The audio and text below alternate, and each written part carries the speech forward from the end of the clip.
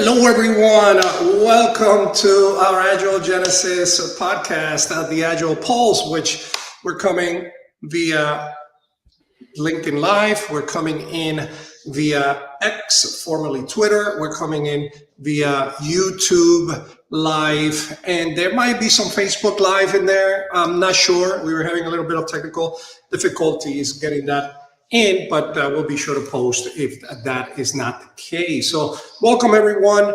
Today I have Nick Bolillo. Nick has been on our show before, and we thought to bring Nick back because we were having a conversation the other day. Nick, brief introduction.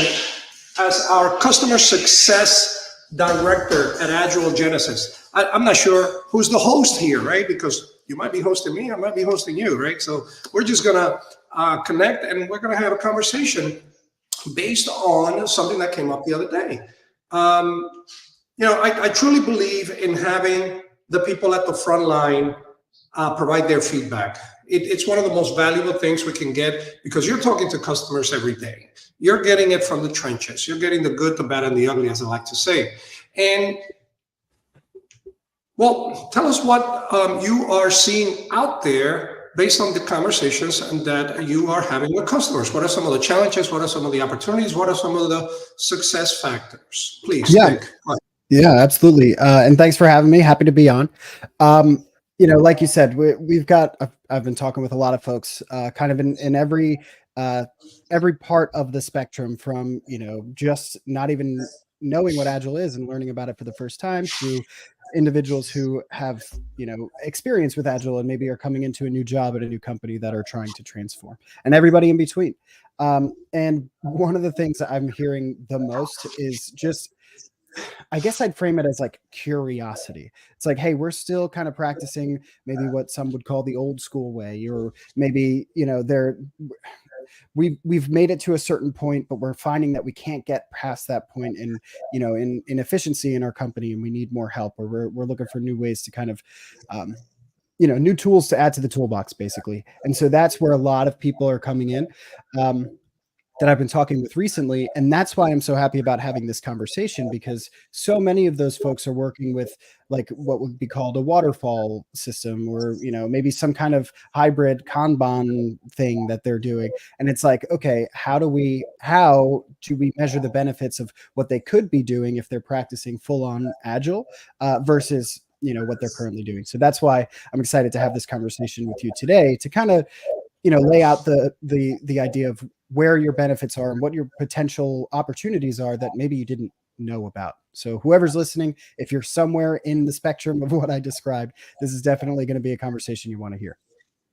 I love that. Thank you, Nick. And that's it, right? Because to be honest, if you had asked me, I would say, oh, wow, most of the industry has passed this conversation of what options are there to waterfall projects or traditional project management, because I'm constantly involved with Agile and talking to companies about their transformations and their challenges. I don't spend a lot of time anymore with companies that are purely doing traditional waterfall. And they're out there, by and large. And you are talking to a lot of those individuals. By the time we get to engage, they're already, how should we say, they are invested in transforming to Agile, is where we take that and make sure that they are successful, right? So let's take a step back and let's talk about what is waterfall, right? Something that if you're in the camp of Agile, you might be wondering, well, what is that all about, right? And just in a very brief, and we could talk all day about this, but waterfall is an approach of working. It's a method of approaching project management in which we are looking at a linear sequential approach. Each phase is completed and then you move on to the next phase. You tend to plan the entire project and you then implement that plan. It's been around since the 50s, and it was formalized in the 70s by Dr. Winston. And it became the standard method of working. So when we say traditional project management, you can also think of it as the waterfall approach, because it's sort of what we grew up in. It's what most projects before the early 2000s were carried out in, right? So, and we still have a lot of organizations that are practicing that type of approach for one reason or another. I should mention, I am actually certified as a PMP with PMI Institute, and that is a certification for the Project Management Institute, which is traditionally a waterfall approach. Now, there have been some changes to that certification to try to catch up to the Agile mindset, but in large, it has been fundamentally a waterfall approach. So I'm able to compare these and speak the language, if you will, and that's what we're here to do today. So there you have it, right? A description of what waterfall is for those of you that are not familiar with it, right? So yeah, and if I could just want to kind of jump in right there. If you're watching this, or maybe you're watching it live, thank you for joining us. Maybe you're watching on a recording. If you are watching live right now, if you're joining us at the moment, feel free during the conversation, if we say something or bring something up you want to learn more about, you have a question, throw it in the chat. We've got our producer watching, and he's going to be helping us out too. So if you have any questions, or maybe you're in a situation where your company has been practicing waterfall since 1975, and now it's like, okay, time to kind of move on into the future, maybe some bigger level projects that we need to take a different approach at. Maybe you have clients who are working in Agile and you're not. Like, ask the questions, and I'll also say this before we kind of really dive in. Feel free to reach out to me or Ernesto or any of the team here. It's very easy to contact us. training@agilegenesis.com. Nick, that's NICK, @agilegenesis.com. If you have any specific questions or you want to learn more, just wanted to throw that out there before we dive in. I love it, Nick. That's very well stated. So let's now dive into Agile, which you mentioned. It was also a surprise to me that you get a lot of individuals, and nothing wrong with that, asking the question, what are Agile projects? Can you give me an overview of what is Agile, right? And I thought, that's interesting, because sometimes we do get individuals that are exposed to Agile for the first time, and that's what we're here for, to help organizations go through that journey and level knowledge individuals that might have a lot of experience with individuals who are hearing about it, and so that the organization can move forward in a collaborative manner. So let's define Agile projects, or let's define agility. The Agile approach is focused on iterative development. You might have heard the word sprint. When it comes to Scrum, that's a time period where we break projects into micro projects, if you will, right? Today, about 60% of the folks practicing Scrum are doing about 2 week sprints. The sprints cannot be longer than 4 weeks. Anything before that or shorter than that is actually preferred. So it focuses on delivering continuously rather than in a big lump, and collaborating with everybody you can get your hands on. That includes the teammates that are working with you in developing this product or service, or the stakeholders, the people who are customers, who are sponsors to the project. Everybody who's got a stake in the product is called a stakeholder in this case, and that collaboration happens very, very regularly with the business, with the customer, with the developers. And it breaks these monolithic projects into small chunks that become units in our product backlog, in our list of things to do. Why? Because it provides us with a very, very flexible and adaptable plan that we can continue to implement and change as we go through the project. I hope that's the highest level of explaining agility, in how we are continuously inspecting and adapting. That's one of the key elements, right? That changes when it comes to thinking about a large project and delivering it all versus thinking about an agile project where we are incrementally getting our goal accomplished. Yeah. Yeah, I've heard you describe Agile in a conversation as, and you tell me, you use the analogy, but it was something about toast. It was something about eating toast and making toast. What was that analogy? Maybe that'll help. Yeah, we have all sorts, right? Because it is a different way of thinking. So you kind of have to connect it to real life. How does this relate, right? So we all eat food every day and prepare food in one way or another. Others are better at it than I am. And if you're gonna make breakfast, you're gonna think of it sequentially, right? Or let's say lunch. You're gonna think of it. I need to buy all of the ingredients to make the meal that I'm preparing. I am going to then bring all of that to the kitchen, all of the bags, and I am going to then prepare all of the items involved in the recipe, and then I'm gonna serve it at the table all in one serving, and I'm gonna sit down and I'm gonna eat my meal all at once. I just described the sequential approach. It's how we're wired, it's how we think. Agile challenges us to think differently, to think about how we can do this in a linear format, in parallel, in a way that you can make a little bit of what you're going to eat it, see how it tastes, and go back and prepare something the next time around that continues to accomplish the goal of providing you with nutrition in a delicious way.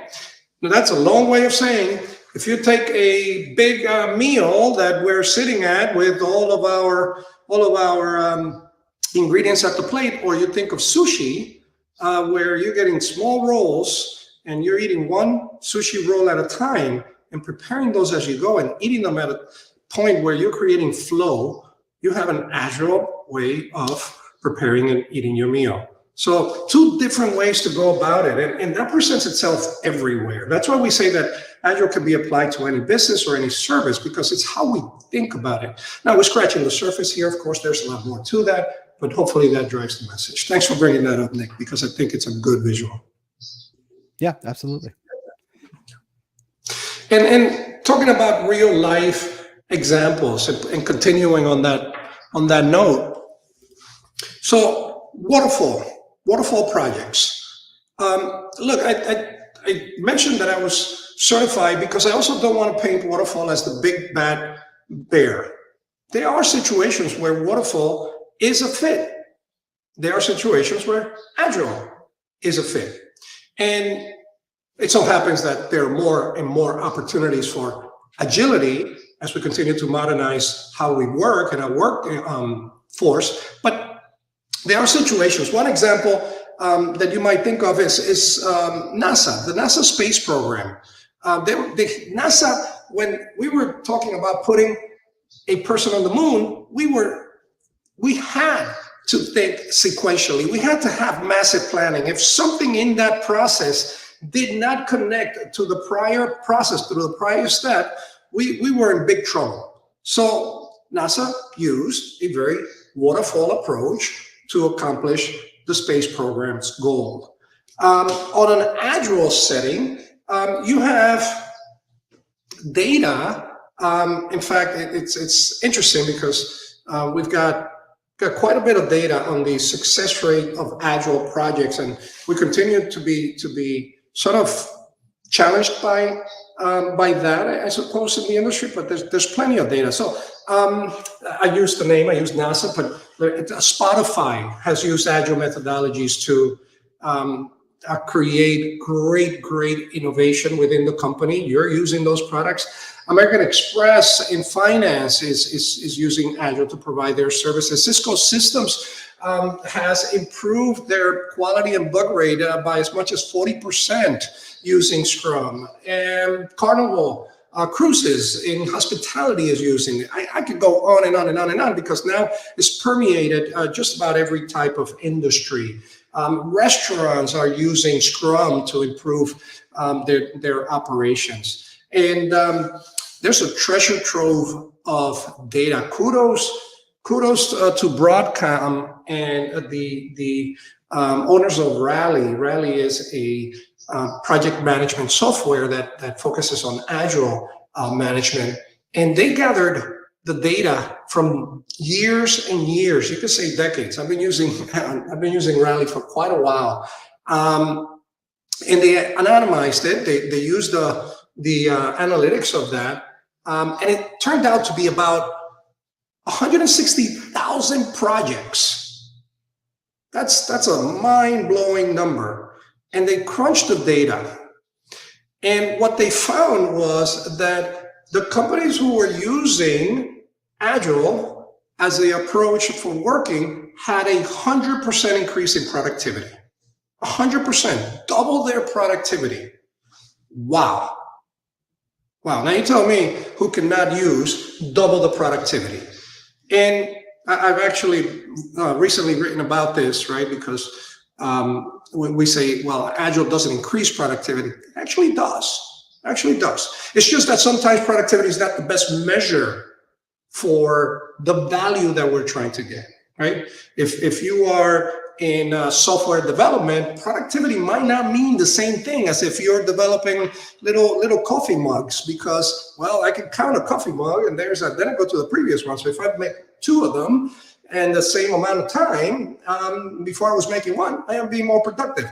But if I release 2 features in software, it's hard to tell which one actually is compared to the other one equivalent, right? So productivity might not be the best measurement depending on the environment. In that case, we want value measured. We want valuativity, not productivity.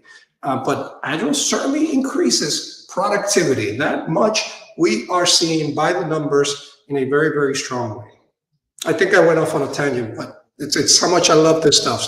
So sorry about that, Nick. Yeah, no, and everything you said was worth listening to, so it's okay. But I would say also, you named a lot of big companies, right? You named Cisco, you named Carnival Cruises, you named Spotify. These are huge, large organizations. I want to make it clear that some of our viewers right now probably aren't the size of Cisco or Spotify. They might be, smaller companies with 5 to 10 employees. They might be, somewhere in the mid range, 100 to 200, developers, whatever it is, somewhere in there.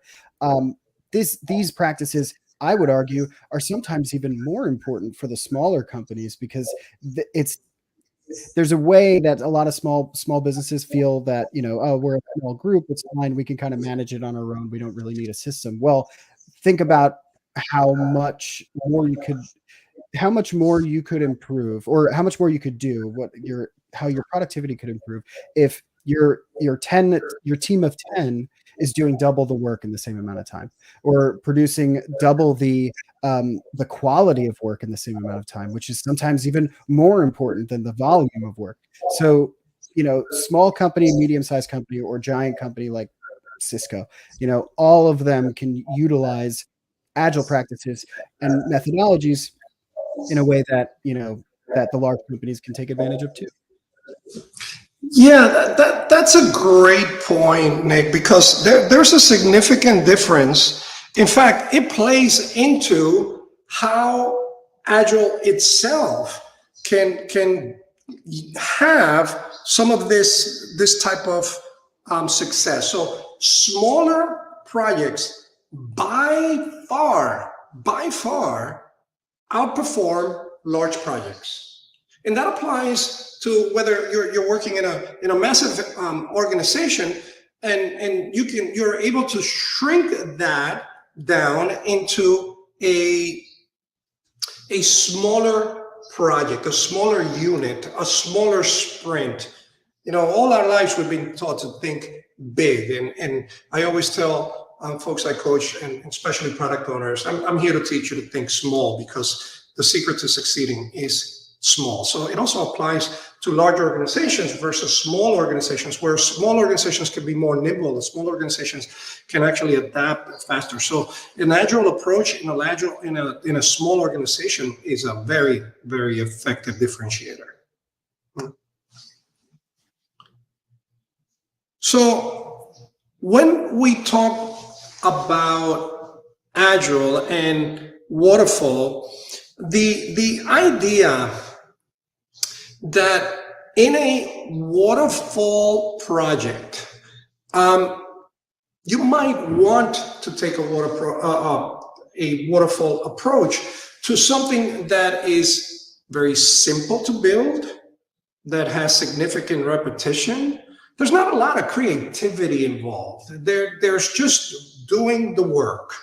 And if that's where you are, then there might not be anything wrong with using waterfall. Now, I have to confess, I say that to be somewhat agreeable with the standard answer that most individuals in the industry provide.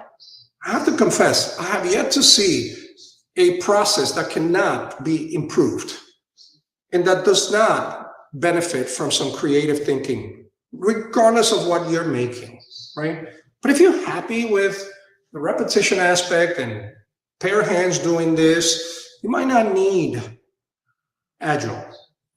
But if you want improvements, whether that's coming from the perspective of productivity, whether that's coming from a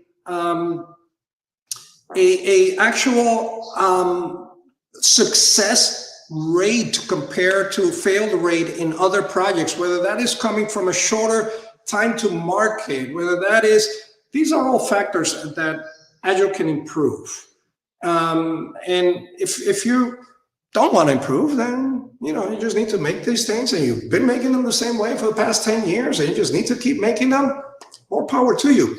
But if you're looking at some improvements, Agile is an opportunity to improve. If you are using waterfall projects, the idea that you want to be able to understand what the requirements are for that project are a big success factor in waterfall projects. So you want clear requirements, you want detailed documentation, and you want an adherence to that timeline in such a way that you are checking every milestone and hitting on those milestones. Those things are critical for success in a waterfall project, right? Agile, on the other hand, tends to have the approach that you're either time-based, in other words, you're going to have X amount of work depending on how much the team can deliver by this date, or you tend to be scope-based, and that is, we need to complete this amount of work, and we're going to figure out by when the team can commit to delivering that. In other words, you don't lock both things in. In Agile, in Waterfall, you tend to do that, and that's where it gets a little sticky. So in Agile, we encourage flexibility, collaboration, the feedback that we are building the thing right, that it's an iterative process and it's an incremental process.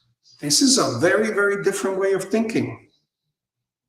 That is why we call it an Agile transformation. It's not an Agile plugin. It's not a Scrum implementation. It's an Agile transformation, because we're gonna hit the organizational culture. We're gonna coach individuals. We're gonna train individuals. We're gonna assess how we're progressing. We're gonna be quantitative and qualitative about it, and we're going to rinse and repeat as we inspect and adapt. That's a very different way of thinking, right? Yeah, that's a big difference, because I've spoken with a lot of people who, they're starting to look into Agile, and they're like, oh, we practice, we're a waterfall based company. We do, kind of just our linear kind of system. But we figure we throw 3 or 4 of our guys into a Scrum Master class and we're good. And it's like, well, I mean, you're taking the right first step. Like those 3 or 4 individuals are now going to be educated on a way that what's going to happen is, after that course, they're going to come back to the company. They're going to come back to work, and they're going to be like, wow, we could be doing this so much more efficiently. And then that's actually going to, that potentially could cause more issues that then, we could come in and fix, of course, and we can help, but it's better to think of it as like a holistic kind of overarching approach to restructuring, like you said, restructuring the way we think about the work that we do. I think that's the best way to kind of put it. I love that. And you're so right, Nick. We tend to sometimes, we tend to address one aspect that it's a good thing to do, to educate, to train, to learn how to do this well. And then we stop there as organizations. And unfortunately, that's not enough. Unfortunately, sometimes that's not enough. Most of the time, that's not enough. As you know, Nick, you breathe this every day and talk this every day. At Agile Genesis, we have a transformation model, what we call the flex model. And that is where we form, that includes assessing. So we are really addressing the things that are going to impact the organization in a positive way. That tells us the baseline of where we are so that we can be quantitative about the improvements. The learning part, that's the L in flex. That's really the training part. That's one of the steps, very important one.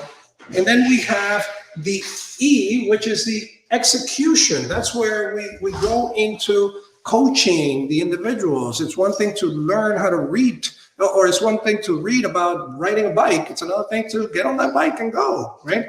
So we help them ride that bike and then build that muscle memory, and then they're on their own. And then we continue to expand throughout the organization. If you've had success in one team, if you had success in multiple teams, if you had success in one department, why are you going to stop there? Why are you going to leave 50% productivity on your services and improved quality on the table when you can do it over and over again? So we have the X, which is for expansion. Yeah, that's a huge that's a huge point. Actually, I think of one company in particular we worked with a couple of times last year. They put one of their teams into like a training program. We did a whole transition of that particular team in one half of their development side, and they saw this massive increase in productivity and quality. They had to shift some people around and whatever, but they did really well. And then it's like, okay, you just saw, this is your success. This is your success story. It's yours. You own it. Why would you not want to apply that to the rest of your organization? And so that's obviously somebody we're working with into the future as well. But we just saw a question come in. What are some strategies for transitioning a team from a waterfall approach to an agile approach? And funny enough, I think you pretty much just answered that by, describing the flex model. But one thing I did want to bring up on this call too is what would be, I guess, in a similar kind of the other side of that question. So the flex model is the answer, which Ernesto just described. But the other half of that is, what are some reasons that people are maybe resistant to or not necessarily transitioning to Agile? Like what's the reason that a company who's been maybe practicing a waterfall for the last several years would be hesitant to take on an Agile transition or transformation? That's a great question. And we just ran a poll for Agile Genesis, and to ask that precisely, to get it sort of from the horse's mouth, as they say. And what we got back was resistance to change was by far the highest challenge that individuals faced when transitioning from waterfall to Agile. This idea that what we know is what's comfortable to us, and we're going to resist adapting something that we don't know, right? The learning curve is not comfortable. Thinking differently, where I build my fame and glory, you're now telling me to think about it in a different way. It takes a special type of individual to sort of drop that, if you will, and pick up something else. And that's not what we're here to do. We coach individuals, we give them the tools, we give them the advantages, and we work through that transition, because everyone sort of goes through some form of resistance to change. But if you don't approach that in a systematic way, you're going to come up against a wall very, very quickly. Right. So I think it was something around 42% of the respondents said that resistance to change was their number one. The second one was lack of Agile expertise, with about 25%. That sounds a little self-serving, but you do need experts helping you to implement this well. Look, a lot of organizations, and this is no dig on, we all do it. I have been guilty of it, and probably are guilty of it myself. We have biases in how we approach things and orient to those. And when we work with organizations, no organization is perfect. Every organization has opportunity to improve. Every single one. I've never seen an organization that doesn't. And we have helped hundreds of organizations. The idea that you are actually looking at the agile approach and you're changing that right at the beginning. We're not going to do Scrum this way. We're going to do it that way. Look, this is not about being a purist. I'm far from it. I use the agile tools in a systematic way and apply them where they are. I also meet organizations halfway where they are so that they can actually feel comfortable with this transition and continue to improve. We don't get there overnight. We get there in a journey. In fact, being agile is a journey, not a destination. So when I am working with organizations and they want to create their own method, my approach, in fact, I'm gonna paraphrase my buddy Dave Wickens, who said, look, if you're in the business of creating frameworks and creating optimizations for organizational behavior, go for it. Create your own process. But if you're in the business of making products or providing a service, don't recreate the wheel. It's already been done for you. And it's got decades of a proven track record. Why are you going to go and change something that's already shown to have a 75% quality improvement in some case studies that we share? That has a 35% increase in team motivation, that has a 50% increase in stakeholder satisfaction, that has a 60% reduction in cycle time. I could go on and on and on. If you could create a better system that touches on all of those and gives you that kind of improvement, maybe you're in the wrong business. You should go into the process optimization business. But if you're going to adapt Agile, save yourself a lot of trouble, and let's work on implementing what works. You know, I was looking, I commented, Nick, you and I were having a chat, and I spent a lot of time collecting data, and that's why all of these percentages and this data, because it's important. I use Mendeley for my academic peer review and journal archiving, and sort of where I get it. And I was looking at it just the other day. I have about 650 papers that I have read and curated. These are papers that I have put into my knowledge drawer, if you will, about Agile and improvement. This is an industry with a lot of moving parts. This is something that takes time, and I am not saying leave it to the experts, by no means. I am saying it takes a significant amount of time and dedication to get the organizations to move the needle in all of the aspects that Agile does. So recreating the wheel seems to me like a way to keep busy with something that could be put to work somewhere else, such as creating the product itself. That was a long answer. Yeah, but I mean, you know, I would imagine there are some people watching this who didn't necessarily know that, and who didn't realize, like, oh wow, I thought here's one. I thought that Agile was only for software developing companies, and it's like, well, no, it's for everybody. But you know, it's just it's so funny that there's so much you can learn from a quick, 45-minute conversation that you didn't even know was possible for your business. And that's why I hope that, throughout this conversation, if there's anybody who's listening, if there are any specific questions, maybe about your company, hey, this is a struggle I'm dealing with personally. What's something that we can do to help? Is Agile the right solution for me? Most likely, the answer is probably yes. But, there are certain situations where maybe a full-on Agile transformation isn't what you need. And that's okay too. We can find that out. Something you said earlier. Sorry, I just Go ahead, wanted man, to please. throw one idea in there. Something you said earlier kind of struck this with me. I read a book a few years ago. I should revisit it too. And it's not directly, it's not about Agile or anything like that, but the title sticks with me. Is a book written by an executive coach. I forget his name, but the book is called "What Got You Here Won't Get You There," and it's the book is basically about making small changes and nuanced systems in your own personal life and in your professional life to become better than you were, right? But the title of it, "What Got You Here Won't Get You There," is so sticks with me forever because I think about that from this perspective, the waterfall versus a transition into Agile. You may have found so much success coming to this point by implementing waterfall systems and practices. Like, you may have tried things in the past that didn't necessarily work, but you're comfortable here. But in a sense, everybody deals with those same kind of issues.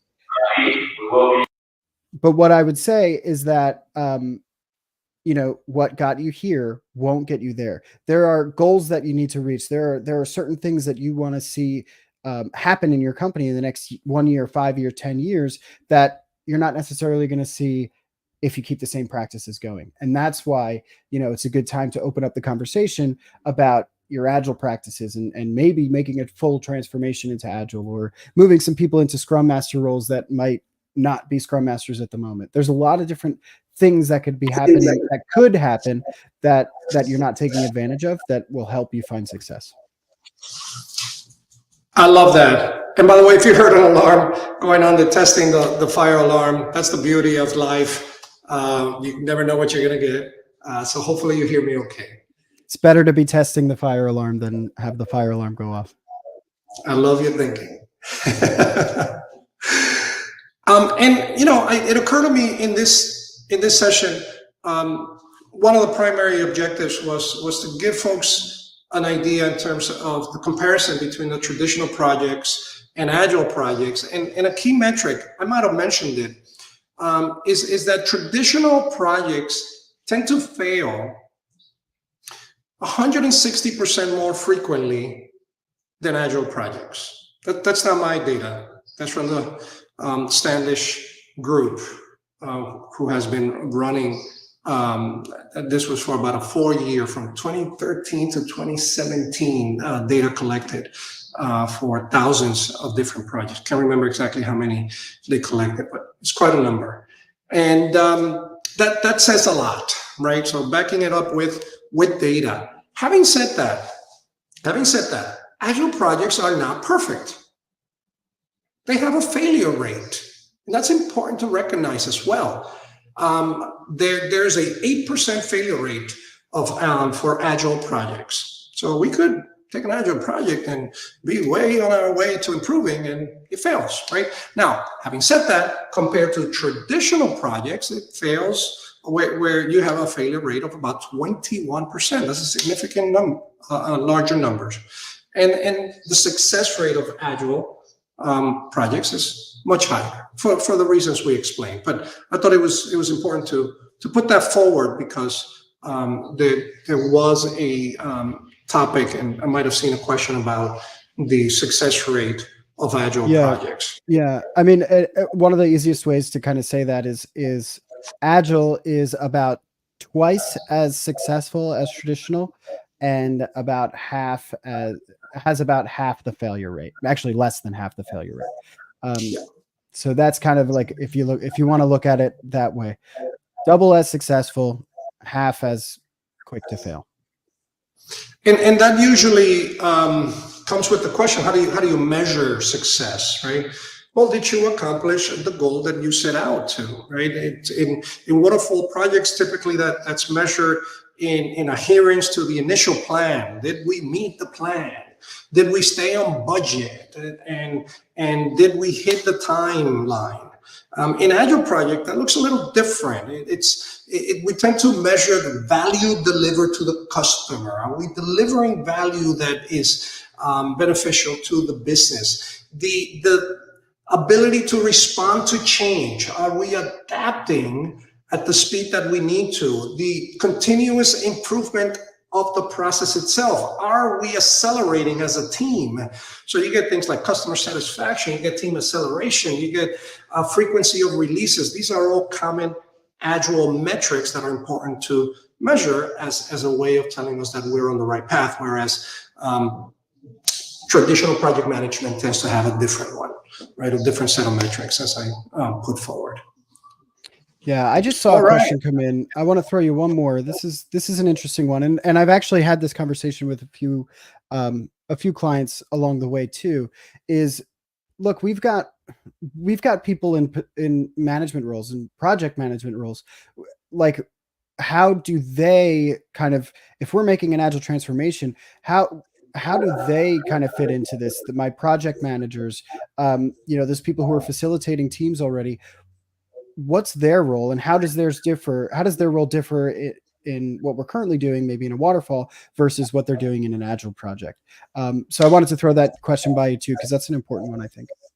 I love that, and it actually helps to connect the dots from the previous conversation we were having. We've been talking about training from a transformational perspective. We also have public classes where individuals come in and they get certified in as a Scrum Master, as a product owner, or in scaling Agile.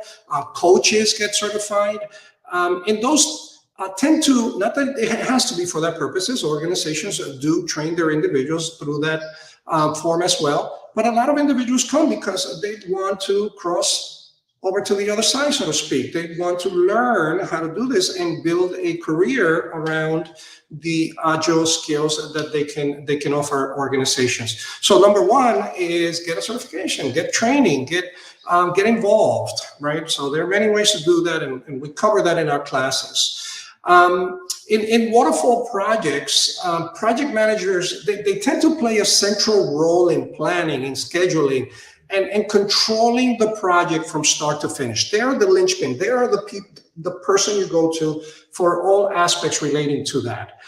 Because it's in a hierarchical mindset. That's another thing that we tend to address in an Agile transformation. So in Agile projects, the roles shift more to being a facilitator, being a servant leader, creating more autonomy for the teams to be creative and to be self-managing. We support the teams, and we do that in many, many different ways, emphasizing collaboration and continuous improvement. So those are the difference. We sort of have this distributed, or this distribution of what would have been the project manager role through the different roles in a Scrum team, for example, through the face of the product owner, through the face of the Scrum Master, and through the face of the developers, right? All things that we cover in our training and our coaching transformations. I think of it this way. It's like, again, we talked about it before, changing the way we kind of think about how projects are completed. Well, we have to think about how they're a different way to manage them, right? So like you mentioned, in a waterfall project, a lot of the times the team is waiting for the project manager to tell them what to do, right? It's like, hey, this is the plan. This is what you are doing, and this is when you need to get it to me. We flip that on the Agile side. So, and every sprint or every whatever it is, planning meeting or whatever is happening, the Scrum Master isn't necessarily telling people what needs to be done, or the product owner isn't the one shelling out orders. Instead, it's more of a collaborative, like, hey, this is the overall team goal.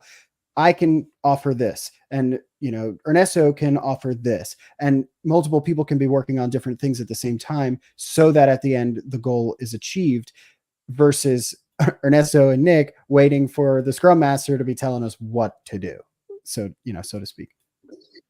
And that plays into this idea of increased engagement in a team, and just happier people produce better, faster, higher quality products and services, right? So when we treat people like the people that we hire them to be, smart collaborators who are creative and empowered to make decisions, we see a tremendous boost in the team morale and in the engagement, something that a lot of organizations struggle with today, especially in remote or hybrid settings. So that's another major benefit, right? Good call out on that, Nick. Yeah. Yep. Yeah, and I think, I mean, I'm watching. If anybody does have any other questions, throw them in the chat. We're happy to answer them. But I think that I feel like we've answered a lot of those introductory kind of first conversation questions that I've been seeing and I've been receiving and having these conversations with, clients around the world technically, but around the country mostly. But yeah, I would say I think we've pretty much covered everything, unless you have anything else you wanted to discuss here today, Ernesto.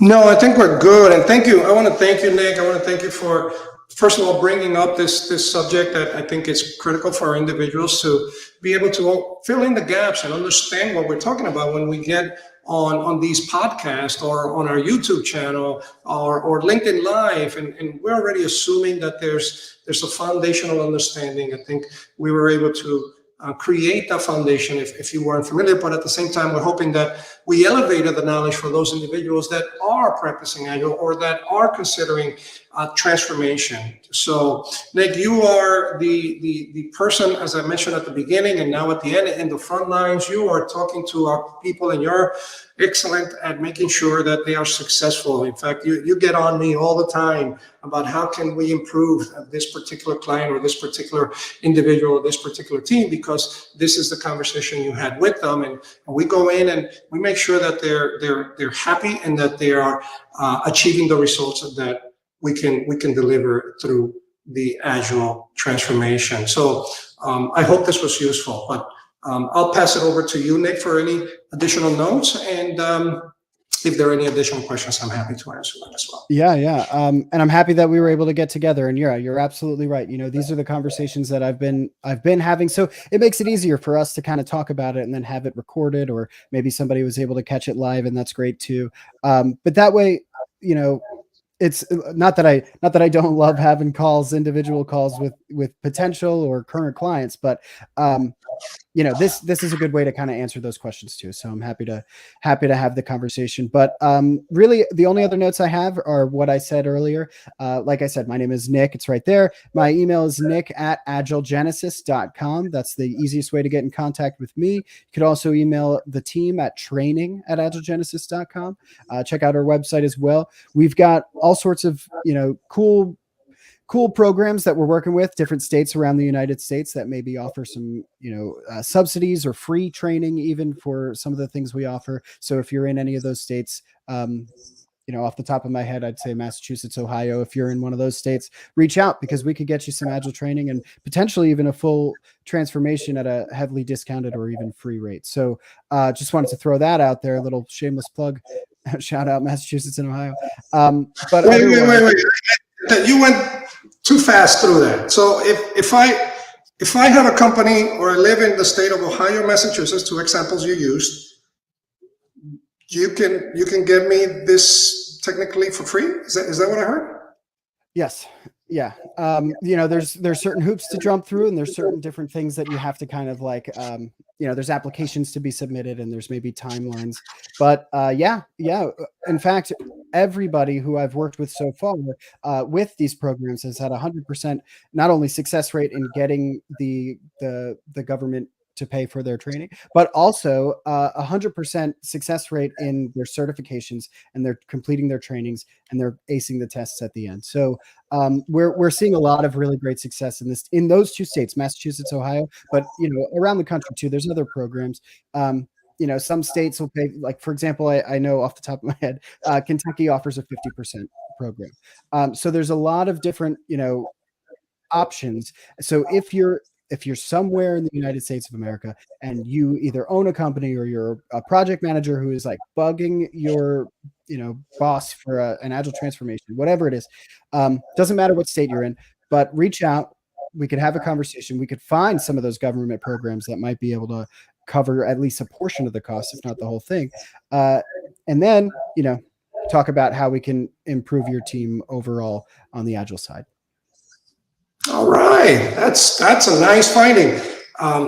Kudos to the U.S. government, because not only are they putting their money where their mouth is, they're actually are doing this. So a lot of work going on in the U.S. government as far as agile transformation itself. We just not too long ago had an episode on agile in government, where even the military is now beginning, and the Army and other branches beginning to use Scrum and agile approaches. So I'm very, very glad to see that that is also being projected out to the civilian world as a way of supporting companies and individuals to improve. Awesome, great. All right, with that, I think we are good. Anything else, Nick, before we hit the end button? Any other questions from anybody? Thank you all for attending. Thank you, individuals, the folks that were on the different social channels. So we're going to be posting this as well. But if you have any follow-up questions, or you'd like to talk to Nick, or with myself for that matter, feel free to reach out. All of our contact information is available to you in the post. Thank you very much. Have a good one, everyone. Thank you, Nick. Bye-bye. Be well. Bye-bye. See ya.